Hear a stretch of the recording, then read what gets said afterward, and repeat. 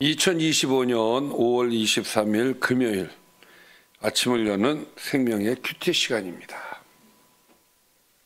오늘 말씀은 민수기 27장 12절에서 23절 말씀으로 죽음 앞에서 백성을 생각하는 진정한 지도자라는 제목으로 함께 말씀을 나누도록 하겠습니다.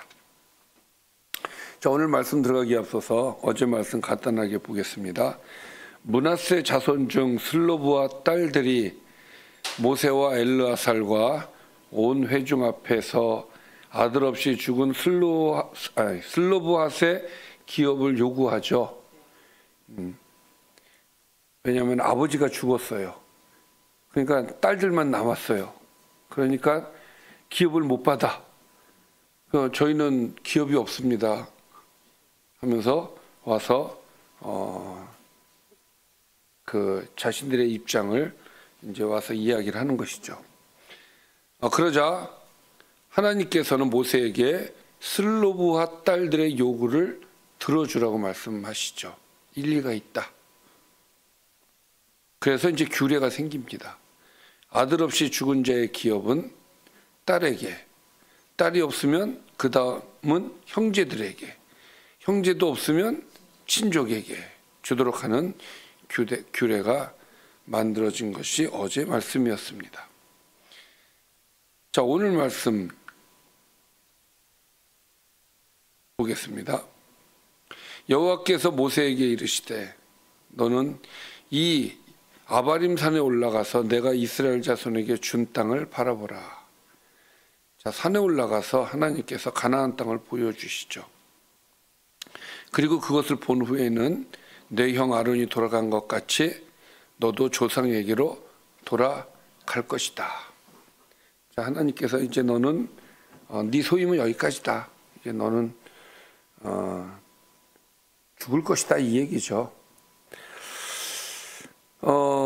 왜 가나안 땅 목전에서 하나님께서 모세를 데려가시느냐, 그 이유에 대하여서 14절에서 설명하고 있어요. 이것은 신광야에서 회중이 분쟁할 때에 너희가 내 명령을 거역하고 그 물가에서 내 거룩함을 그들의 목전에 나타내지 아니하였기 때문이다. 자, 여기서 너희라고 하는 것은 아론과 모세를 얘기하는 것이고,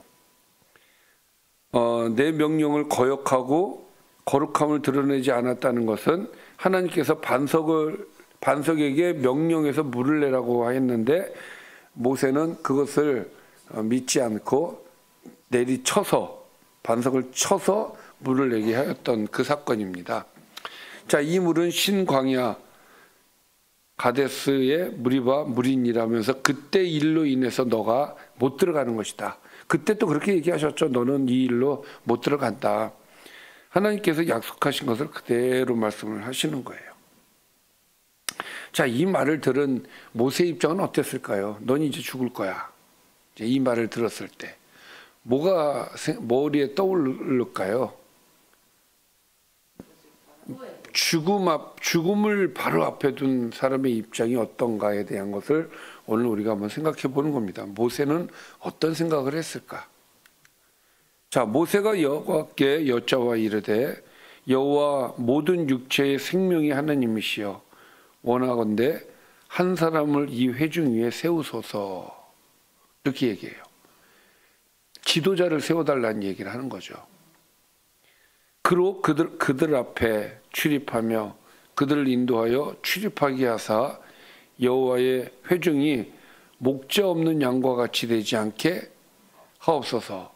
자, 지금 제일 걱정이 되는 게 무엇일까요? 모세에게 있어서는 이스라엘 백성들이었던 거예요. 왜? 모세의 가슴에는 이스라엘 백성들이 어떤 사람들이었느냐? 목자 없는 양 같은 사람들이었던 거예요. 그러니까 이 사람들이 지금까지는 하나님께서 내게 은혜를 주셔서 잘 이끌어 왔는데 이제 저 가나안 땅에 나 없이 들어가면은 앞으로 어떻게 하지? 이제 이게 걱정인 거예요. 왜? 저들은 목자 없는 양 같아. 뭔가 스스로 본인들이 할 수 있는 사람들이 못 돼. 그래서 지도자가 절대적으로 필요한 사람들인데 하나님 저들에게 목자를 주시옵소서 이렇게 기도를 하는 거예요. 그러니까 내가 너 데려갈 거야 라고 했을 때 모세가 가장 고민되었던 것은 이스라엘 백성이었다라는 것이죠. 이런 것처럼 목사가 돼보지 않으면 여러분들이 목사 마음을 모를 것이고 목자가 돼보지 않으면 목자의 마음을 모를 거예요. 이런 마음들 늘 앉으나 서나 당신 생각, 그 노래처럼 앉으나 서나 양들 생각이야. 그래서 이 참 마음이 이 모세의 마음이 많이 공감이 가는 그런 이제 마음이죠. 자, 그때 여호와께서 모세에게 이렇게 하겠습니다. 눈의 아들 여호수아는 그 안에 영이 머무는 자니 너는 데려다가 그에게 안수하고 그를 제사장 엘르아살과 온 회중 앞에 세우고 그들의 목전에서 그에게 위탁하여 내 존귀를 그에게 돌려 이스라엘 자손의 온 회중을 그에게 복종하게 하라 하면서 여호수아를 세우라고 말씀을 하십니다. 자, 그는 여호수아는 제사장 엘르아살 앞에 설 것이요 엘르아살은 그를 위하여 우림의 판결로서 우림이 뭔지 아시죠?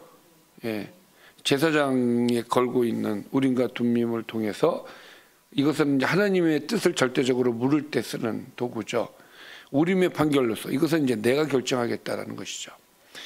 여호와 앞에 물을 것이며 그와 온 이스라엘 자손 중 곧 온 회중은 엘르아살의 말을 따라 나가며 들어올 것이니라.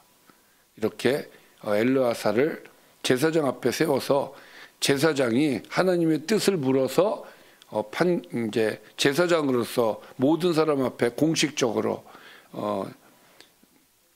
세우는 일을 하라는 것이죠. 그래서 모세가 여호와께서 자기에게 명령하신 대로 하여 여호수아를 데려다가 제사장 엘르아살과 온 회중 앞에 세우고 그에게 안수하여 위탁하되 여호와께서 모세에게 명령하신 대로 그대로 하였다는 것이죠. 그러니까 오늘 말씀은 모세가 죽음으로써 하나님께서 여호수아를 새로 세우시겠다라고 하는 그런 말씀이 담겨진 그런 내용이 되겠습니다. 오늘 말씀을 좀 정리해 보겠습니다. 하나님께서 모세에게 그가 아바림 산에서 죽게 될 것이라고 말씀하십니다. 모세가 이스라엘 백성을 인도할 한 사람을 세워주시기를 청하자 하나님께서는 여호수아를 그의 후계자로 세우라고 말씀하십니다. 모세가 하나님 명령대로 여호수아를 제사장 엘르아살과 온 회중 앞에 세우고 그에게 안수합니다. 오늘 말씀을 보면 지도자를 세울 때 우리는 어떻게 세울 것인가? 오늘 말씀을 보면 우림과 둠밈을 통해서 그리고 또 모세가 하나님 앞에 기도함으로써 모세는 자기가 원하는 사람을 선택을 하지 않았고 모세는 하나님 앞에 물었어요. 하나님 누구를 해야 될까요? 그리고 하나님께서는 그것을 응답해 주셨고 이렇게 하나님께서 여호수아를 세워주신 것을 우리가 볼 수 있습니다. 우리가 지도자를 세울 때 사람의 생각이 많이 갈 때가 있어요. 그때 우리는 하나님 세워주세요. 하나님께서 세워주세요. 누구를 해야 될까요? 우리는 그렇게 기도하면서 지도자를 세워야 될 줄 믿습니다. 또 이것이 비단 교회에서뿐만이 아니라 교회 바깥에서도 지금 이제 대통령 선거가 얼마 안 남았죠. 하나님 누구를 세울까요? 하나님 말씀해 주세요 라고 기도함으로써 하나님이 원하시는 지도자를 세우야겠다는 나의 의지, 이거는 매우 중요하다라는 말씀을 드려봅니다.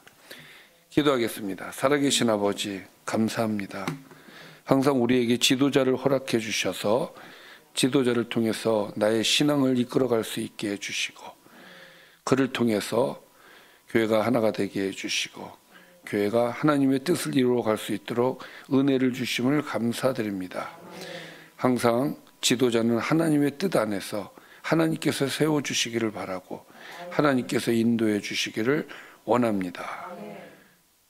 예수님의 이름으로 기도드리옵나이다. 아멘.